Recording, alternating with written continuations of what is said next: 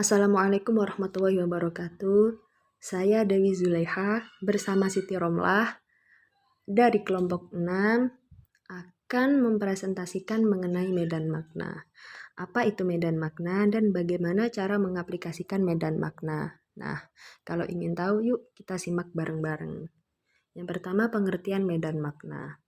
Medan makna adalah seperangkat unsur leksikal yang memiliki makna saling berhubungan dan dapat dikelompokkan berdasarkan kesamaan ciri semantik yang dimiliki kata tersebut. Artinya ada kata seperangkat unsur leksikal. Nah, jika kita berbicara mengenai medan makna, maka kita akan berbicara tentang kosakata, di mana kosakata ini punya makna yang saling berhubungan satu sama lain. Jadi, satu makna atau satu leksim atau satu mufrodat itu berhubungan antara makna atau leksim atau mufrodat yang lain. Jadi, di sini kita perlu mengetahui, ya, jika berbicara mengenai medan makna, maka kosakata, mufrodat, ataupun leksim itu secara makna ia harus berhubungan. Nah, ketika sudah berhubungan, itu maka harus dikelompokkan. Nah, dikelompokkan atas dasar apa? Atas dasar kesamaan ciri semantik yang dimiliki oleh masing-masing kata tersebut. Misalkan kita berbicara tentang warna, maka kita perlu cari tahu nih ciri semantik mengenai yang berhubungan dengan warna. Misalkan warna putih, warna merah, warna kuning, hijau, dan seterusnya dan seterusnya. Nah, itu adalah ciri semantik yang berhubungan. Dalam contoh lain semisal kata masjid. Nah, kata masjid ini kalau dalam medan makna kita harus cari ciri semantik yang berhubungan dengan masjid. Apa yang berhubungan dengan masjid? Mufradatnya mungkin ada kata imam, ada kata makmum, atau ada di dalam masjid itu ada sajadah, ada mukena, ada tempat wudhu. Nah, itu adalah ciri semantik yang berhubungan dengan kosakata tersebut. Itu adalah sedikit pengertian saya mengenai medan makna. Kemudian teori medan makna ini pertama kali dikembangkan oleh Herder pada tahun 1772 dan kemudian dilanjutkan oleh Humboldt pada tahun 1836. Nah, teori medan makna ini cukup mendapat perhatian nih di kalangan linguistik terutama pada tahun 1920-an dan tahun 1930-an. Seperti linguis Swiss dan Jerman, yaitu khususnya Ispen pada tahun 1924. Kemudian Jules Prozik dan Trier pada tahun 1934. Itu saja sedikit pengertian dari saya. Terima kasih. Oke, setelah pengertian medan makna, kita lanjut analisis kompensial makna. Nah, analisis kompensial makna ini adalah analisis untuk mencari perbedaan antar kata satu dengan kata lainnya yang berbeda dalam satu kelompok medan makna. Nah, tadi setelah kita mengelompokkan kata atau leksim dalam satu medan makna, kita mencari perbedaan antar kata tersebut yang ada dalam satu medan makna.